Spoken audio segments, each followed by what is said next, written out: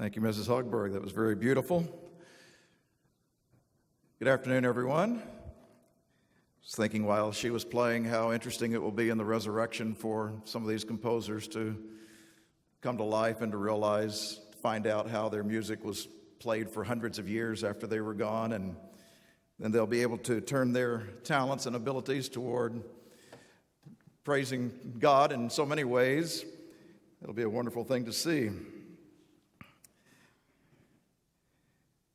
Mr. Burnett emailed us, several of us at the office, I believe on Thursday, explaining that he had a funeral to perform and he would not be able to be here this afternoon, and asked if anybody could take his place. And at first, you would think that he has a pretty deep pool of people to sub in for him, but Mr. Franks is in India. Mr. Horchak was going to Fort Worth. Mr. Meeker was in Houston. Dr. Levy was in Monterey. Mr. Johnson said, "I just spoke last week." So the pool got rather shallow real quick. And so I said, well, I'll be glad to do this, and which I am, and it's good to see you and be here again. Mr. Meeker will be here next week.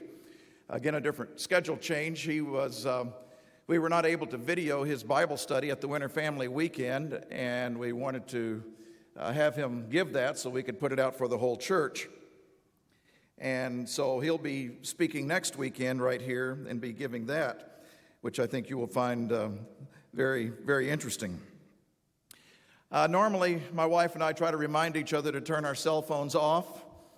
I gave her permission today to leave hers on because we are officially on baby watch for our third grandchild, due date tomorrow, which means, of course, any time. So I'm not even going to look at her, because if I see her furiously texting, that'll probably derail my focus. But mothers and fathers are excited when a baby comes, but grandparents get pretty excited as well. And we're looking forward to a new little grandson on the scene sometime pretty soon, we think. Well, we've been thinking a lot about this. Obviously, you do. It's sort of fascinating to watch your children raise their children. And, you watch them raise your own kids or raise their own kids, and you try to keep that distance and not interfere, but you observe. And sometimes you watch them and you think, yeah, that's something they learned from me. You see them do something and you think, yeah, that's just exactly the way I did it. And they learned that from me. And then you watch them do something else that you think, why would they do that? And then you realize maybe they learned that from me too. They might have learned that's not what I'm going to do when I'm raising my kids. We all did that. We all thought of things that we would not do that our parents did, and our kids do the same thing. But we all have been taught, and we all teach in our families. A little while back, I came across a list somebody compiled of things that they'd learned from their mother. And it went like this. My mother taught me about genetics. You're just like your father. My mother taught me about religion. You better pray that stain comes out of the carpet. My mother taught me logic. Because I said so, that's why. My mother taught me irony. Keep crying and I'll give you something to cry about. My mother taught me about anticipation. Just wait till your father gets home. My mother taught me humor. When that lawnmower cuts off your toes, don't come running to me. My mother taught me to be a contortionist. Would you take a look at the dirt on the back of your neck? My mother taught me how to search out my roots. Were you born in a barn? And last but not least, my mother taught me about justice. One day you'll have kids, and I hope they turn out just like you. Well, we all heard those kinds of things. They're a little humorous, but, there's a serious side to it. My mother died prematurely at the age of 48 over 30 years ago, and I still often think about things she taught me, her influence on my life. And it's just the way it is. We teach a lot of things to our children. This is not a sermon about mothers, but it is going to be about mothering and fathering and grandmothering and grandfathering and aunting and uncling and everything else that goes into being a family that has influence on children. It's going to apply to pretty much everybody here to one degree or another, because even if you don't have any children, there are things that will benefit you in this, because we are all God's children, and there are things that you will hear today that will be applicable in growing spiritually. But it is going to be about training up a child in the way that he should go. Training up a child in the way that he should go. And whatever you are, a mother, a father, grandmother, grandfather, an aunt or an uncle, wherever you are in the family, even in the church family where you may not be a blood relative, but still have an influence over the lives of children here, I hope this will help all of us to be better influences. I'd like to begin by asking you a question. When you look at your children or your grandchildren or even other people's children or the children you would like to have someday, and you see their lives unfolding ahead of them, where do you foresee those children will need wisdom and discernment? Where do you foresee they will need wisdom and discernment? Now, you can answer in a broad way that would apply to everybody, such as, well, dealing with society. Well, of course. You can answer in very specific ways according to specific children, because you all know if you've had kids, each one is different in what one child really needs development in, and the next one may not need so much. They'll have their different areas. But what areas of life, personality, character, or other traits do you foresee that individual child will need care in being developed to discern specific things? This is not something to answer immediately because it really deserves some pondering. But once you form your answers, that leads to the next question. What is your plan for helping them develop that knowledge or wisdom or understanding or discernment? What is your teaching plan? These are important questions for parents and even grandparents, because one of the greatest responsibilities in parenting is teaching. Teaching the pupil, the child, how to live successfully in their relationships with God and with others. God stresses this throughout the Bible in so many ways. If you define all the words that apply to how the mind is developed and patterns of thinking that go on in the mind, words like teach, understanding, learning, knowledge, discerning, judgment, perceiving, all of those types of words. And if you look up those words in the Bible, you will see over 900 references to those things that impact the way that we think. And in those references are some pretty strong statements from God and different people that God used that emphasize the necessity to teach. God himself is a teacher, and he models how life should work in a family by explaining how it works in his own.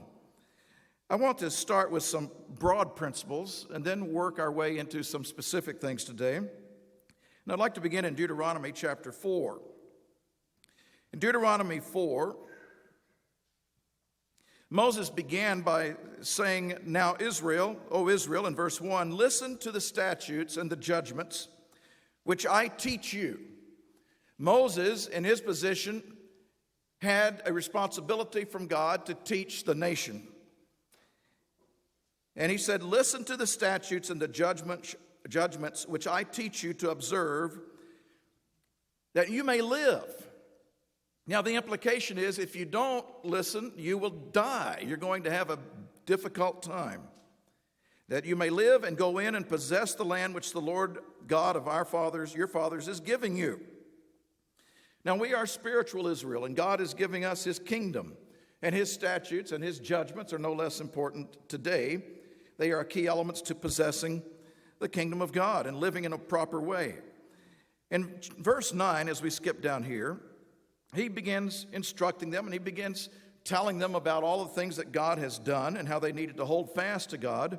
And then in verse 9, he says this, "Only take heed to yourself and diligently keep yourself, lest you forget the things your eyes have seen, and lest they depart from your heart all the days of your life." So he's telling us another law of life. It's not that we just learn it once and we've got it down. He says, take heed, pay attention as you go through life to keep these things fresh and in the mind. Because as humans, we can forget things. We can even forget things that we once held very dear. Things our eyes have seen. We can be distracted and our heart starts to go in different ways. So he says, be very careful, diligently keep yourself. And then he says, and teach them to your children and your grandchildren. And that sort of hops off the page at me when I and others in this room who are of grandparenting age, you begin to realize, although we thought our child-rearing days were over, and the primary responsibility is, we still have a secondary responsibility as grandparents. Because it says it right here, teach them to your children and grandchildren. We should have an influence on the lives of the young ones. We don't any longer have the primary influence, but our days of being responsible for impacting the lives of children are not over. And the whole family should have an impact on children. And then he says in verse 10, especially concerning the day you stood before the Lord your God in Horeb, when the Lord said to me, gather the people to me, and I will let them hear my words, that they may learn to fear me all the days that they live on the earth, and that they may teach their children. So we are to teach the children the things that we have learned about fearing God, His way of life, His statutes, His judgments. We come to chapter 6. And in verse 6, he says again, these words which I command you today shall be in your heart. You shall teach them diligently to your children, and shall talk of them when you sit in your house, when you walk by the way, when you lie down, and when you rise up. There are several things here. First thing he says in verse 6 is they must be internalized in your heart, and then we must consciously pass them on. We must consciously pass them on. You shall teach them diligently. Verse 7 tells us there cannot be a casual approach to the way we are going to teach our children. That word diligent is very important. In other words, we have to be diligent in thinking about how am I going to teach these? How did God deliver His words to us? God has been very diligent in teaching His people. And he says we must reflect that in the way that we teach our children. And we realize once we start having children, if we're not diligent, things come at you fast with little kids. I mean, it's hard to stay up with where they are in life, and they will throw things at you and get into circumstances that are very demanding, and they will get ahead of us if we don't stay ahead of them. You might remember one of Bill Cosby's routines. This is going back a lot of years, and his wife was talking to him. He said, my wife asked me, so Bill, when are you going to teach the kids about the facts of life? How are you going to teach them? And he says, well, the right time, I'll just explain to them, and this is the this, and that's the that, and, it'll be done. Then he goes on to make his routine about the way, that's not how it happens. You get things thrown at you, little kids ask questions, they come at you from all angles, and you're trying to figure out, how do I deal with this? How do I handle it? And that's the way child rearing is in all of these things. If we're not diligently on top of it, we start just reacting to life with our children. So the implication here is that we really take charge of the teaching process. The word diligent in Hebrew means to repeat, to do a thing again and again, to whet or to sharpen an instrument. And so it takes diligence to do that. So again, I'll come back to the question, what's the plan? And I say that because I've watched parents, sometimes even within the same family, I've watched parents take very different approaches to it. Some are very diligent in preparing to teach. Others really don't give it a lot of thought and just sort of react as situations arise. Samuel made a very interesting statement in 1 Samuel chapter 12 about his awareness of his responsibilities. It was a time when the people had insisted on having a king, and he addressed them and told them the problem, how they had rejected God, and so they realized they had sinned. And they came to Samuel, and in verse 19 they said, "Pray for your servants to the Lord your God, that we may not die, for we have added to all of our sins the evil of asking a king for ourselves." Well, what happened is that this was a very unwise step that they took. But they got caught up in mass thinking and the whole movement. Without many of them thinking very critically about this, they just got caught up in this emotional response. We want a king like everybody else around. That'll fix our problems. And so the whole majority was going that way. Now, this is something that sooner or later we have to diligently teach our children too. How do you think contrary to the majority thought that's going on around you? Because the majority way of thinking doesn't necessarily mean it's right. In fact, oftentimes it is just the opposite. Majority thinking is not always wise, it's not always right. So Samuel had the responsibility of dealing with this. And so his statement that he makes that I want to focus on here was not in the context of parenting, but it illustrates why he was a leader, and it is a principle of parenting. As parents lead the family. This principle is found in verse 23.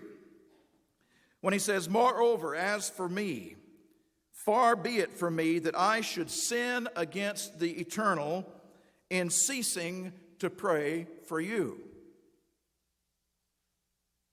That's a pretty strong statement, isn't it? Far be it from me that I would sin against God in not praying for you. That's an interesting thing to consider.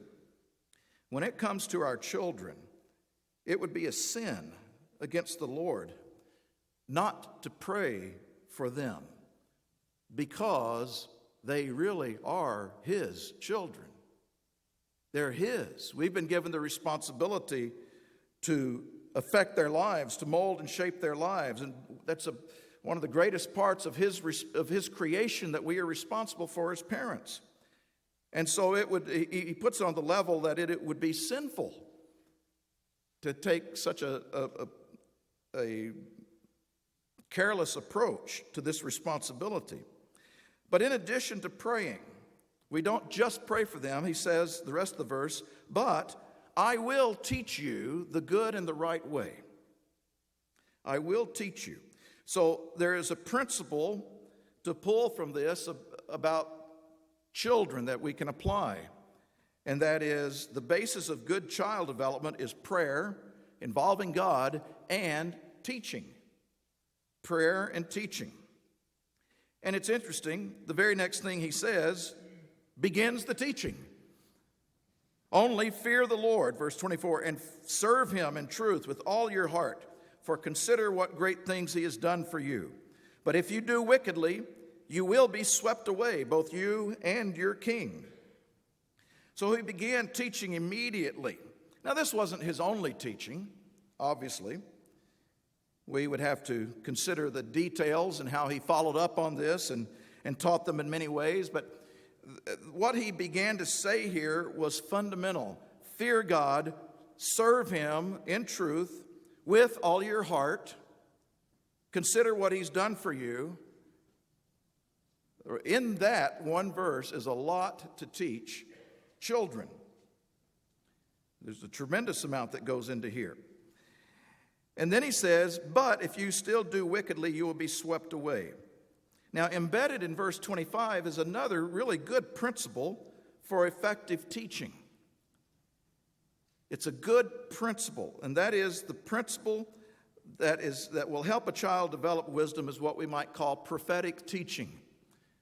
Teaching them the consequences of what will happen. He tells them, if you do wickedly, here's what will happen.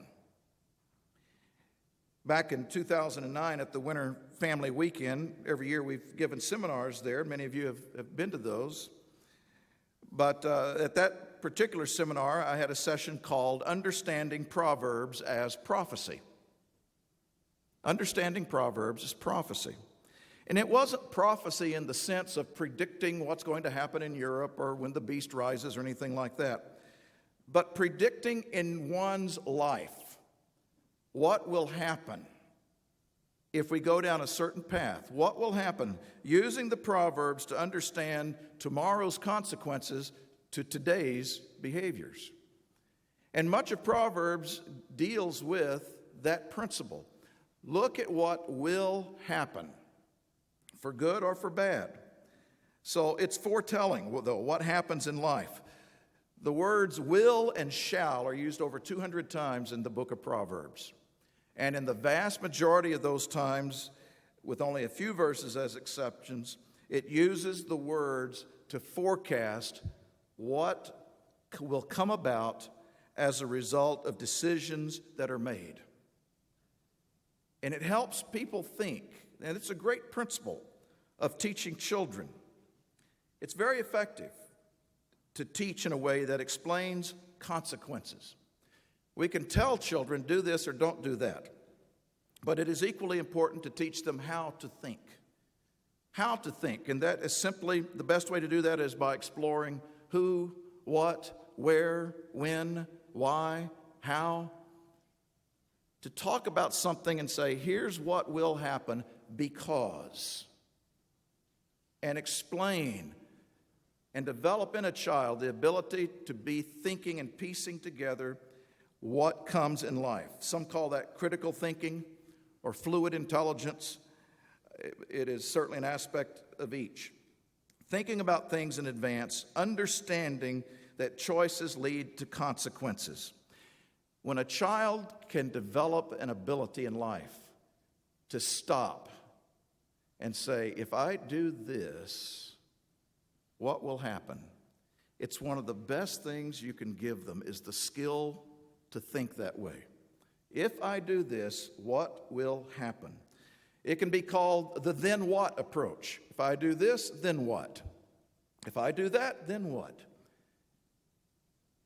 It's not just a matter of teaching a child what to do or not do, but to teach them to think about what happens. In 1779, Ben Franklin wrote a little small essay. It was an unusual essay. It was called The Morals of Chess. The Morals of Chess. You can look it up. It doesn't even get past the fold on your page on your computer, real short. Just Google The Morals of Chess. And he explained that chess is not just an idle game because it teaches three basic things in life that are important. Number one, it teaches foresight. Those of you who have played chess, it teaches you to think about moves down the road. What's going to happen? The second thing it teaches is circumspection, to consider the whole scene, all of your options, the dangers, the probabilities that exist. And then the third thing it teaches is caution. Don't be too hasty. It's a great little essay, and it's the kind of thing that you can take as a teaching tool. You're going to teach your kids how to play a game of chess for fun? Sure, it's great. But turning that into a teaching tool to explain some things is a wonderful thing. There's another important principle of teaching for parents in Ezra chapter 7. Ezra chapter 7. Again, this is not a section about child rearing, but it is a section about leadership. And that's what parents are. That's what grandparents are. That's what aunts and uncles are. And as it applies to leading our families, this is a great principle. Ezra 7 and verse 10. For Ezra had prepared his heart to seek the law of the Lord and to do it and to teach statutes and ordinances in Israel. So it is the teacher being prepared to teach. And there are three things here that he talks about. First of all, seeking. He prepared his heart to seek the law of the Lord. And then to do it. And thirdly, to teach it. Seeking and doing are pre-qualifiers for teaching. One of the pre-qualifiers for teaching others is to be taught. And seeking is the process of being taught himself. He was seeking to understand. He was seeking to learn. One of the dominant themes in the book of Psalms is the words, teach me. Going to God and asking, teach me. You see that a lot.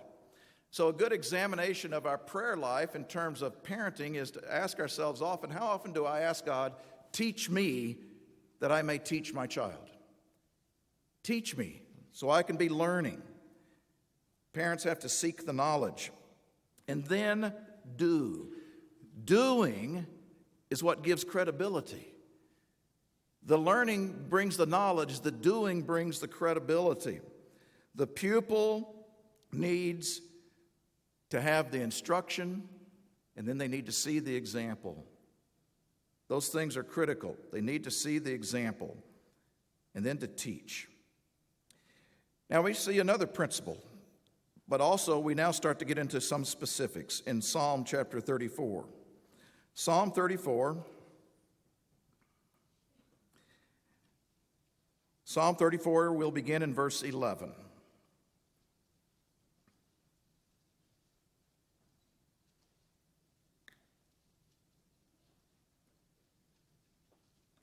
Psalm 34:11. Come, you children, listen to me. I will teach you the fear of the Lord. Now you might look at that and say, well, wait a minute. He's not talking about literal children. These were figurative children. And I would say you're right. It applies to all of us children of God, all of us kids. You know, we are all kids. We're all God's children, just different ages. But it does not exclude it from being applied to children. And looking at it from a parental point of view here, it introduces something that can really very easily be applied to children. Come, you children, listen to me. So the teacher has to have something of importance to hear. And the most important thing is, I will teach you the fear of the Lord. So we have to teach our children sometimes to listen. He begins with, children, listen. Listen to me. And I think every parent knows very well sometimes the challenge of teaching a child how to listen, to stop and listen. Some children find that easier than others.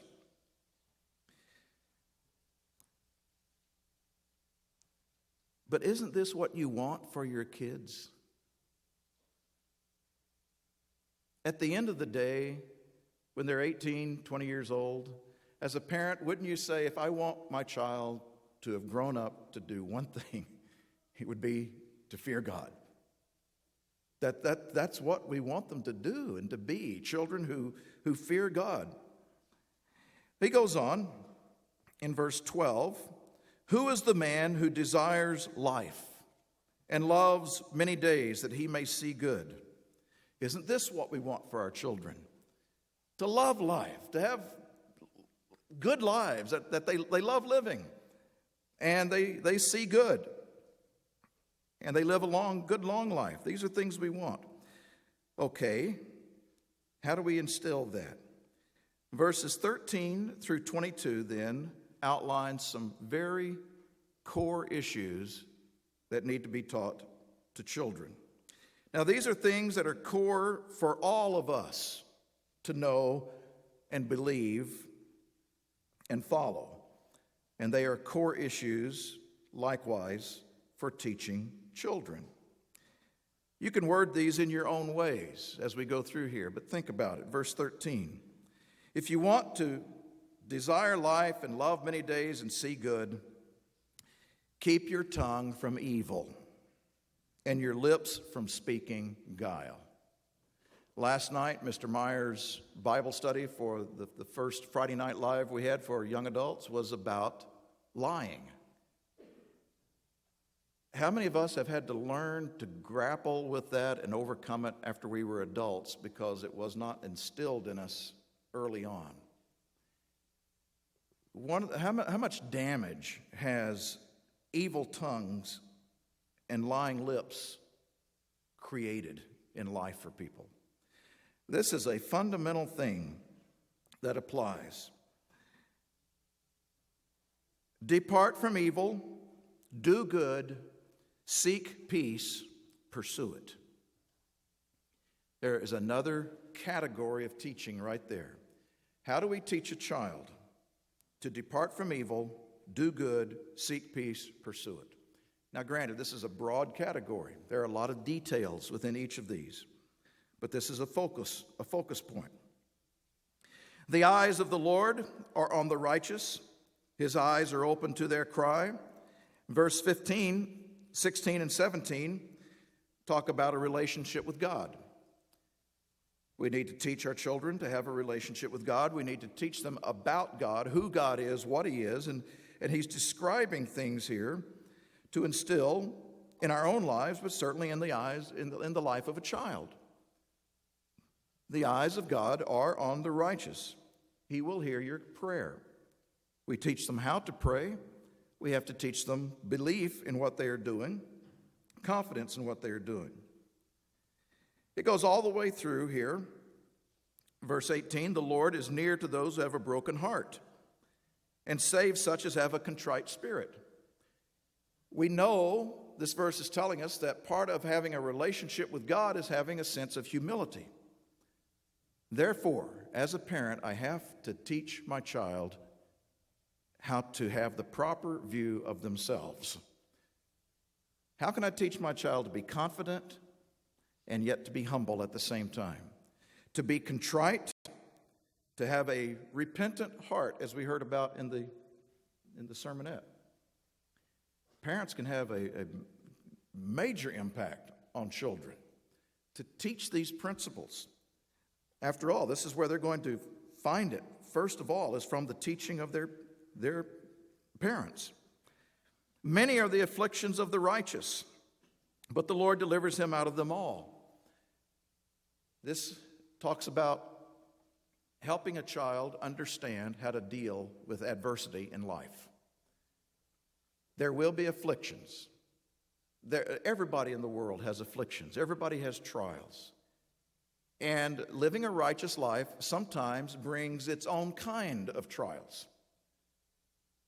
Now, I would never want to swap places with anybody else out there in the world and say, you got your trials, I've got mine, you ought to see mine because I'm in the church. I'll trade places. No way. I don't want to trade places with anybody out there because I think our trials are far less than the world has. But the righteous do have their afflictions. We have to teach our children how to deal with them with an eye on God and understanding their relationship with God. So it goes through here, and David is speaking to all people, but in a sense, you begin to see, beginning in verse 11, come, my children, and listen to me. These are some really important things that form a teacher's guide, if you will, for some of the broad chapter headings in our child-rearing manual. Teach them to control the tongue. Teach them why it's important to depart from evil. Why is it important to do good? Why is it important to seek peace? How do you become a peacemaker as a child? What does that mean? How does one become a peacemaker? How do you pursue it? These are things that are critical. And then it talks about the relationship with God. These are the broad topics, and then as parents, we have to fill in the details. And then, hopefully, by the time a child is, say, 18 years old, they have had a steady stream of instruction and teaching about the way life works. About the way life works. They have a pretty good sense by the time they leave home of the principles of life. They have gotten it through the teaching and they've gotten it through the training. The teaching deals with the instruction. The training has to do with the way we steer the behavior. Because parents are responsible for both teaching and then steering the behavior, making the course corrections, enforcing the course corrections, requiring the course corrections when a child needs it. And that leads into a whole other subject of proper guidance and discipline. And the parents have to stay on top of it. Because by the time the child becomes 18, we know how much they have changed, how difficult it is to stay up with those changes. There's a prayer of Moses in Psalm 90 in which he said, "Teach us to number our days, that we may apply our hearts to wisdom." In other words, God, teach me to always consider where I am in life so I can apply my heart to wisdom. There's an application of that verse, though, that we could say, teach me to number my child's days. Teach me to number my child's days that I may apply my heart to wisdom in the way that I teach and train my child. That I may teach and train them at the right way, at the right stage. That means that parents have to stay on top of the various changing stages of child development. How do I reach their minds at an age-appropriate level? And for some parents, that's easier than others. I think it's been easier for some parents to deal with their teens than it was when they were small children. They didn't know so much how to connect with these little squirming bundles of joy. But maybe the other parent was really good at identifying with the 3-year-old and connecting with that 3-year-old. But it doesn't mean, though, that one can abdicate and say, well, you're better than that than I am, so you take care of them until they're 10 and then I'll take over. No, it means that we all have to work. If I'm not really identifying or connecting at an early age, maybe I need to just do some research and learn more about how to connect with the child at that age-appropriate level, how to reach their minds there. Maybe I have to apply my heart to understanding, wisdom, so that I can teach the fear of the Lord at the stage at where they are in life. The stage at which they are in life. It takes wisdom and it takes preparation to be prepared to teach. But wisdom tells us that we have to structure the environment in the right way to reach that child in the most effective learning environment. I remember after I was grown and gone from home, I was talking with my dad one day about child rearing, and he said, you know, when you were 15, 16, it became very apparent to me that I couldn't deal with you like I used to deal with you when you were 10 or 11 or 12 even. I had to figure out new ways to deal with you, new approaches. And he said, sometimes I would see things in you that needed to be corrected. But I learned to wait occasionally. I learned that it was important, that one of the key things was picking the right time to get through. That timing was very important with you as a teenager. And he said, you remember some of those basketball nights? Now, down in Houston, we used to have Spokesman Club on Wednesday night. And it was at a YMCA, and then they rented the gym from 9 o'clock to 11 o'clock at night. And there was a year or two when my dad wasn't in Spokesman Club, but I, as a 15-year-old, I was just dying to go and play basketball. I wanted to be with the guys. The teenagers got to play with the men, and it was exciting. And, you know, for 2 hours, just basketball, it was great. My dad didn't play basketball, didn't care anything about basketball. He usually had to be up about 5 o'clock the next morning to go to work, but I wasn't thinking about that. As a teenager, I wasn't thinking about his needs. I was thinking about my wants. And so I would bug him almost every week. Hey, can you take me to basketball this week? I didn't realize at the time what a sacrifice it was. Because he would go and sit there on the floor or stand against the wall and watch us play ball for 2 hours. Should have been in bed. getting a good night's sleep, but he would go. And then he told me, he said, a lot of the time I went. And I was dog-tired. And he said, I didn't want to go, but I went because, he said, you were almost always in a great mood after playing ball.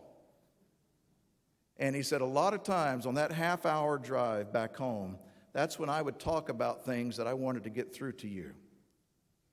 Because I knew you were in a position and you would be more inclined to listen. And of course, it was only later that you find out these things and you begin to appreciate as a grown-up what was done for you as a child. But he understood something. As a child gets older, it's getting more and more challenging to get through in the right way. And he said, at times you were being corrected without realizing you were being corrected. Well, that's the kind of thing that parents have to figure out.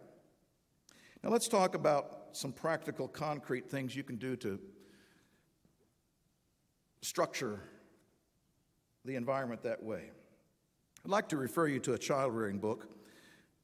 Over the years, I've collected a lot of books on marriage and child-rearing. I have a couple of shelves worth, and some of them are really good. If you could have only one book on child development, what would it be? If you could have only one book on child development, what would it be? You know, there was a time when it wasn't common for people to have many books in their home. What did good parents do before all these books came along? Well, the one book that most homes had, if they had a book, was the Bible. If the only book you had was the Bible, you would be well equipped to build a family. And there have been times I've looked at all those books on my shelf and wondered, I wonder if I used the Bible as much as I used some of those references. Now, a lot of those references were really good. They had some good material in them. There was some really good practical stuff in it. But there are so many books and magazines and websites out there available today on child rearing and family development. And the thing of it is, when you go there, you have to have your filter on. You have to be careful about sifting the good from the bad. And it can be intermingled. And we can lean to our own understanding. And one time I was looking at all those books, and I thought, there's been some good material here. And I've used a lot of that material in my own life and in sermons and trying to help other people. But I looked at that and I thought, I don't stand in awe or reverence of any of those books. And we shouldn't. We don't stand in awe or reverence of any of them. This book that emphasizes the fear of the Lord, though, this one we should stand in awe and reverence of the words that are in here. These are God's words. And if you had one book, this is really all you need. Everything else you can find in life can supplement it if it conforms to the truth here. But this is the core. And not only is there a lot to learn in it, but as you read the Bible, you find you can learn teaching techniques in the Bible. Because when you look at how does the Bible teach us? How does it, not what does it teach, but how does it teach us? You will find in the Bible that it employs different types of teaching. You have straightforward, formal, doctrinal teaching. That's the formal instruction that explains the truth. You also have in the Bible historical teaching. In other words, the lessons of history. Here are all these history lessons that are preserved in the Bible mainly for one purpose: to be a witness to the Word of God, whether it works or doesn't work. As people live by the Word of God, here's a historical story of what happens when they obey God. Here's the history of what happens when they don't. These are great history lessons. A third element of teaching in the Bible are parables and stories. Most of them just simply about life. Christ told a lot of parables. They are great. Nathan went to David with a parable. It was a situation that was a made-up situation, but he used it as a teaching tool. Those are great. You have personal experiences in the Bible. For example, you read in the Psalms, sometimes you read the Psalms about how David was working through some kind of situation, and you think, man, I can identify with that. I felt just like that before. Somebody explaining their experience, and we learn from it. Another way of teaching in the Bible are simply proverbs. Proverbs from the wise, things that are short sayings that are easy to remember, principles of life. But as you look at how the Bible teaches, there are different ways that it goes about it, and you see some great teaching tools. Now, if you take the Bible, what book in the Bible would you consider as one of the best sources as a teacher's guide for training children? What book in the Bible would be a great teacher's guide? Well, I believe that if you only had the Bible and you were seeking guidance as a parent for teaching your children, you would find yourselves in Proverbs on a very regular basis. You'd find yourself in Proverbs on a regular basis. Using Proverbs as a foundation for understanding principles of child rearing, marriage, and family. And I would urge you to do that, to study Proverbs regularly as a teaching tool for children. If you do, one of the things that will leap out at you very quickly is the need to accumulate wisdom. To accumulate wisdom in your own life in order to teach it. Closely followed by that principle. You accumulate it, and then you pass it on. Pass it on. Notice Proverbs chapter 4. Proverbs 4.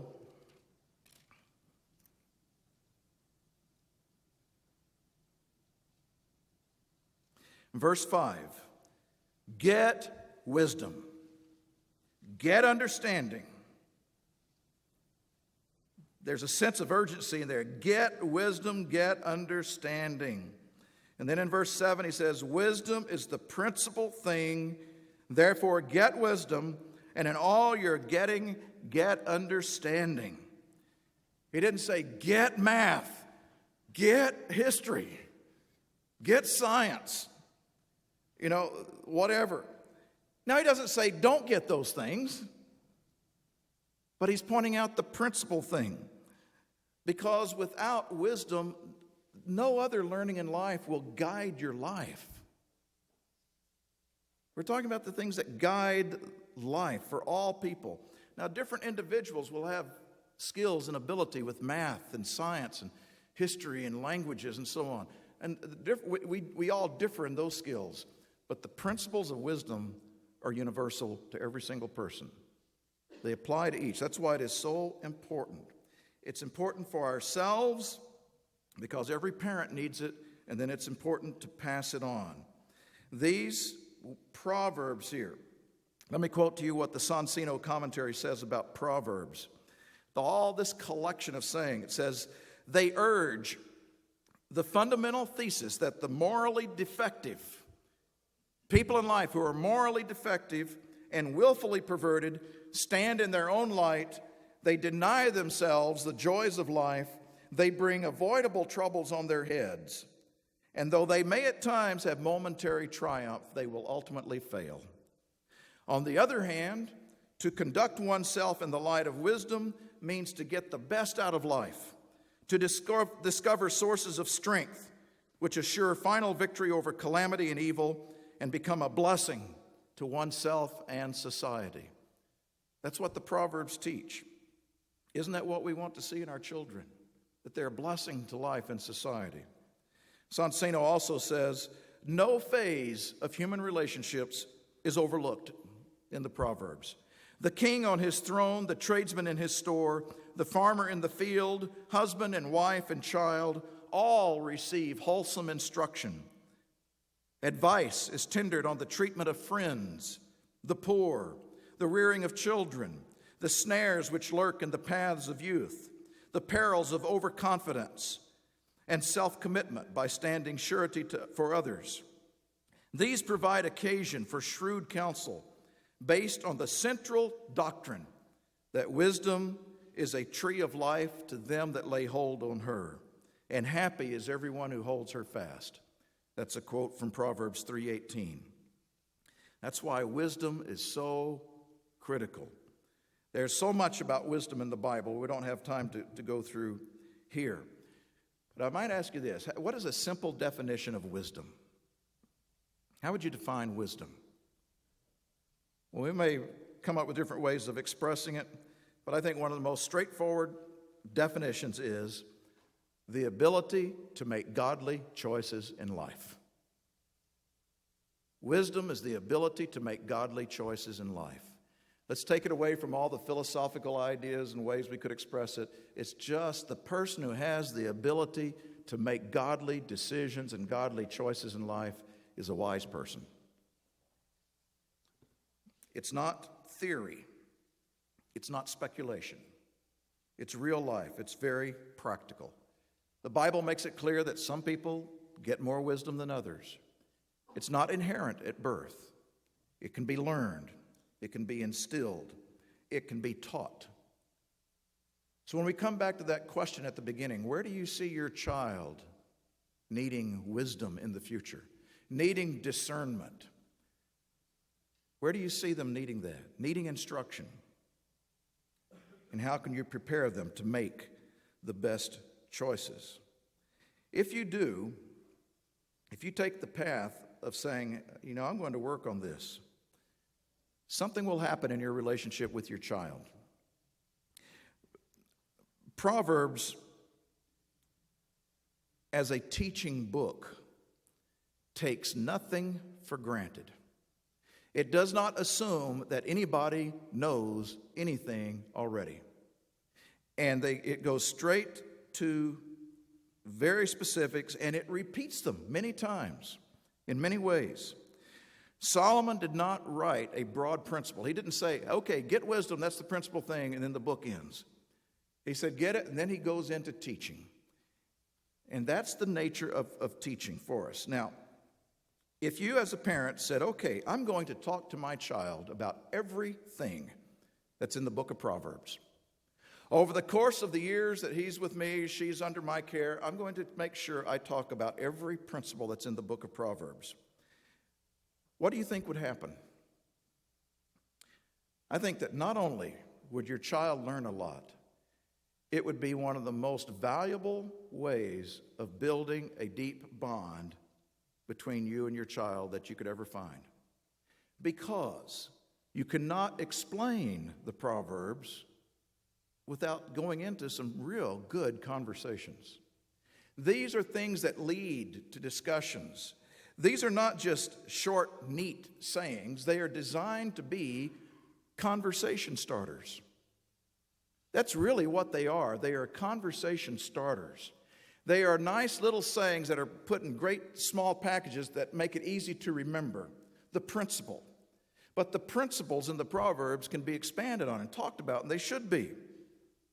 I'm not saying that you would go to your son and say, okay, son, today I want to talk with you about something. Let a man meet a bear robbed of her cubs rather than a fool in his folly. It's nice we had this little chat.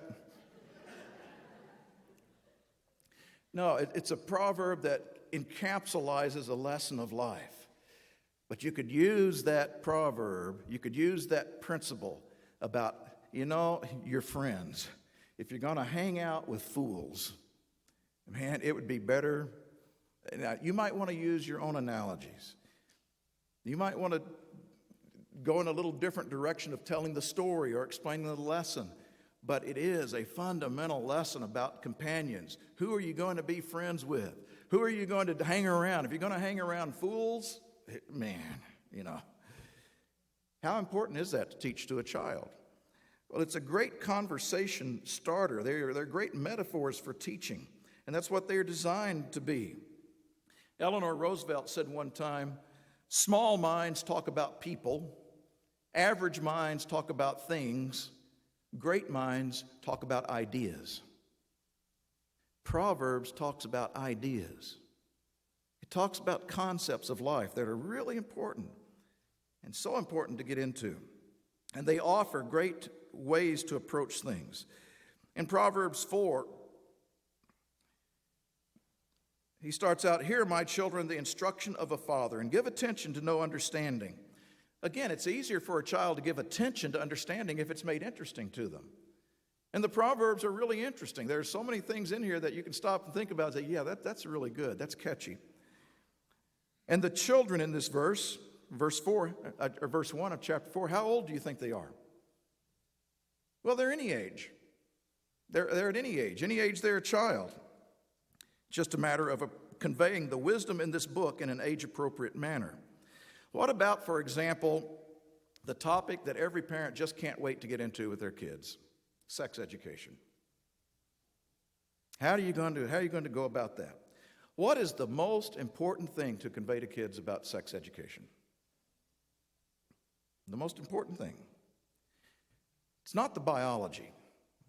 It's not the biological explanations. It is instilling the wisdom in a young person to know how to deal with the spiritual, the mental, the emotional, the psychological aspects of this part of life. And Proverbs offers some excellent approaches to teaching sex education to young people, teenagers, for example. Take a look at chapter 7. In chapter 7, it's almost entirely devoted to this topic. And it begins the subject. He talks about wisdom in verse 4 and about dealing with immorality in verse 5. And then the way he goes about it in verse 6, he tells a story. "For at the window of my house I looked through the lattice and saw among the simple, I perceived among the youths a young man devoid of understanding." And he goes on through the next number of verses to talk about how this person gets into the wrong relationship. Gets into the wrong kind of relationship.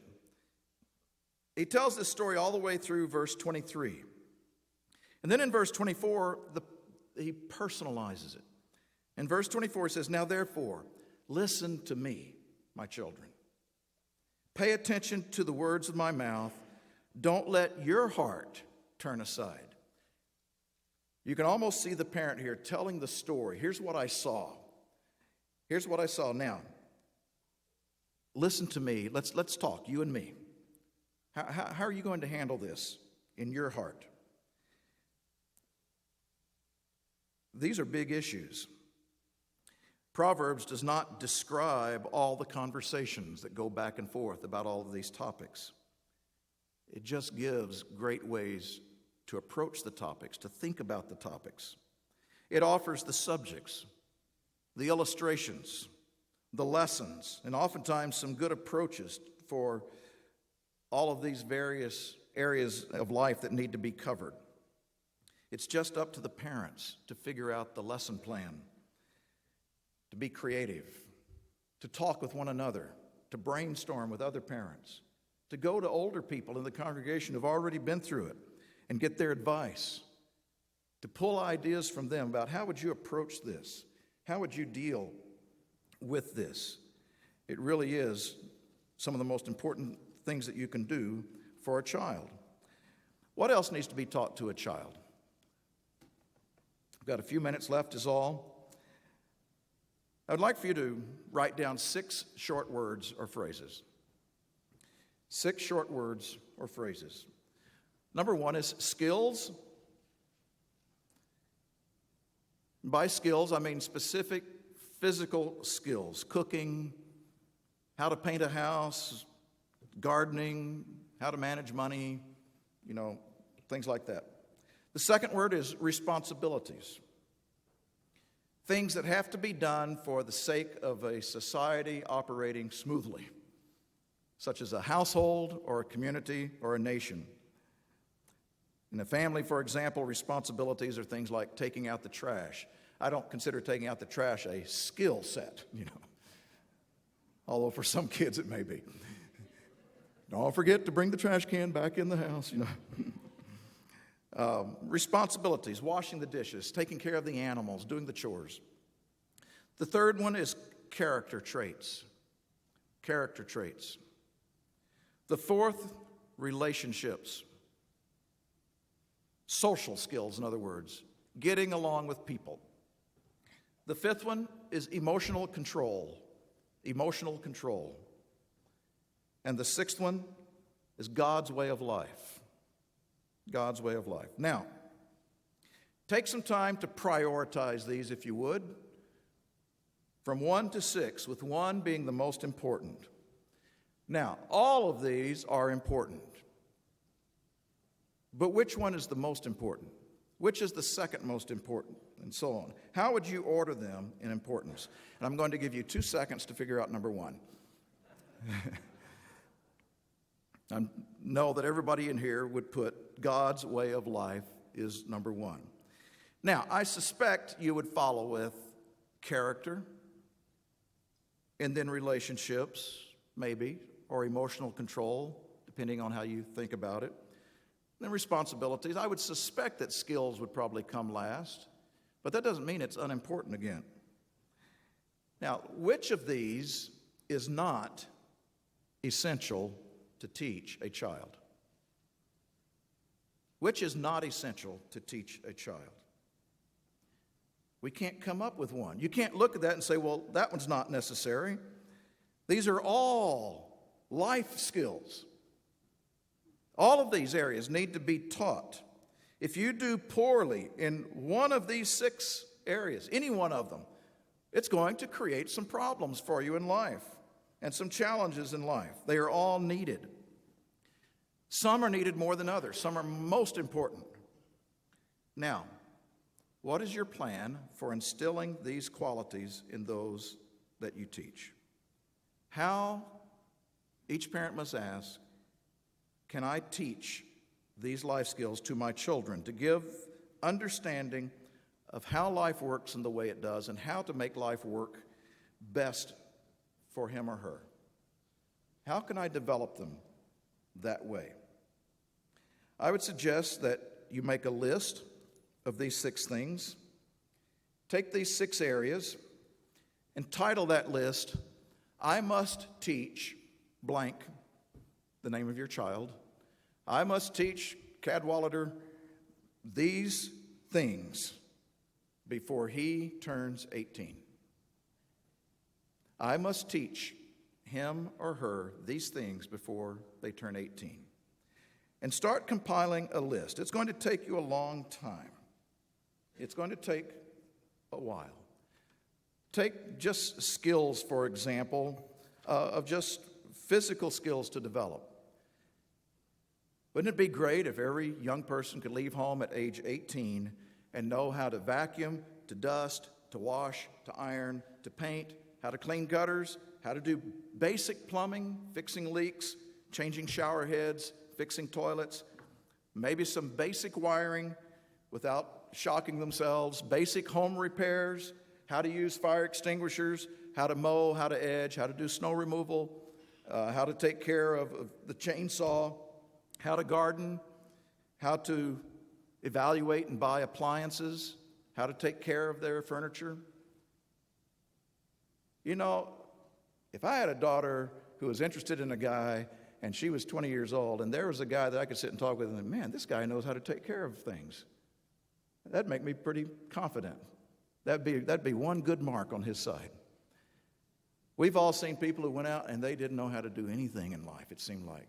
Just didn't have much common sense because it hadn't been taught. But all 6 of these areas, that's just one area that's just household skills. There are other skills. How to take care of yourself, personal health and grooming. How to manage food. How to manage money.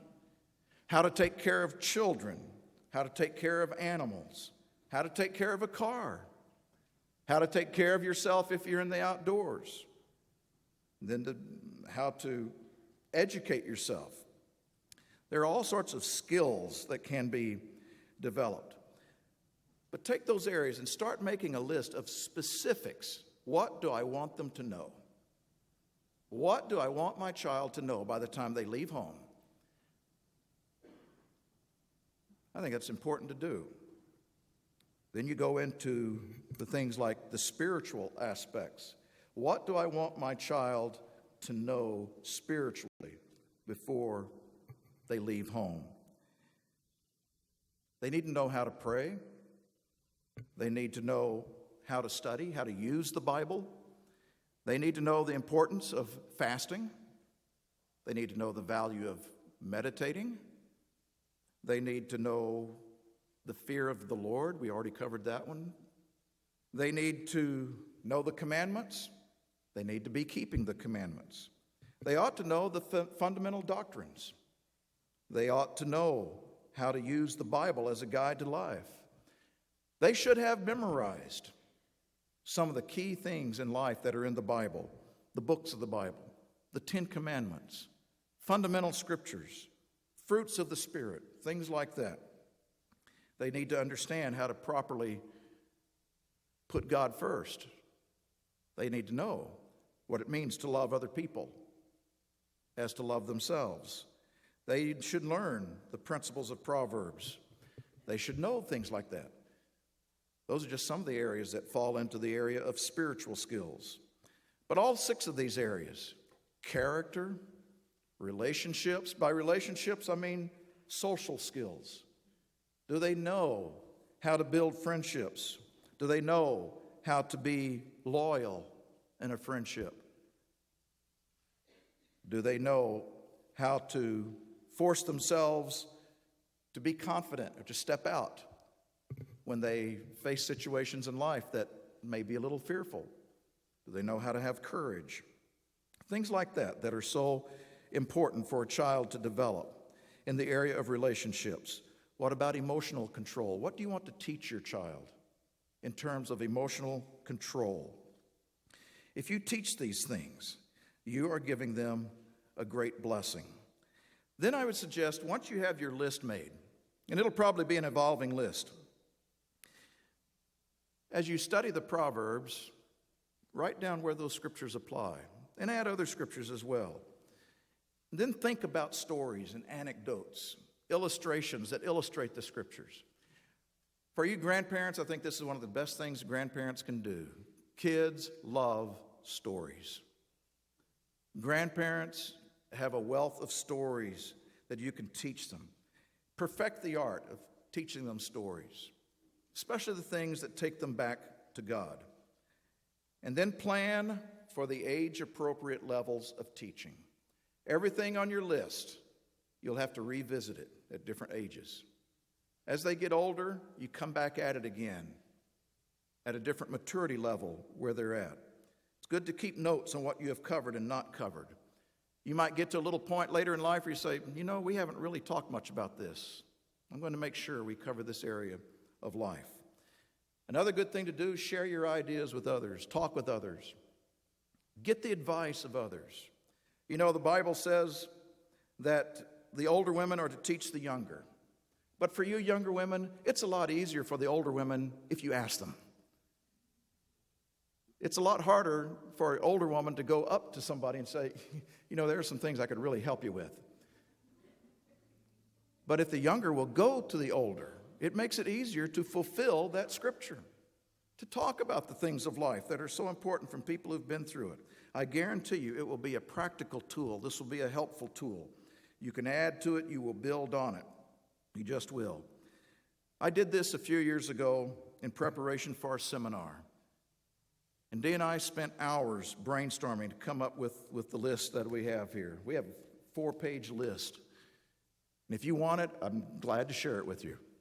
Just let me know. I'll be glad to give it to you. It turned into one of those, if I had it to do over again, exercises. If I had it to do over again. It was a good exercise, but it was one of those things that I wish I would have done this when I had little kids. I wish I would have done it when I had children at home. Now, it's not to say we didn't think of those things and didn't do it, but doing it this way created a concrete teaching plan. I would have felt more in control of my job as a parent. I would have felt more organized as a parent. I tried to teach them a lot, as every parent does, but I didn't teach everything that I wish now that I would have. This list, it isn't everything that they need to know, but it'll be a start for you. And it's a valuable start for parenting. Maybe one other thing you can do, today after services, when it ends, you stand up and you take a look around and look at all these beautiful little kids we have here. And we're blessed to be in a church area that has a lot of children. It's wonderful. And take a look at those little kids and think, next week they're going to be graduating from high school. Because that's the way it's going to feel. The time will fly by. And you look around at all these young adults. You know, when Eric Jones gave the sermonette, I met him when he was 9 years old. My daughter babysat him. Well, 9-year-old sat him, you know. And life goes by fast. The young adults here were little kids just yesterday. Life goes by fast. That window of opportunity closes real quick. Time flies. Let's number our days. Let's number our children's days, that we may have the heart of wisdom to teach them and to train them in the way that they should go.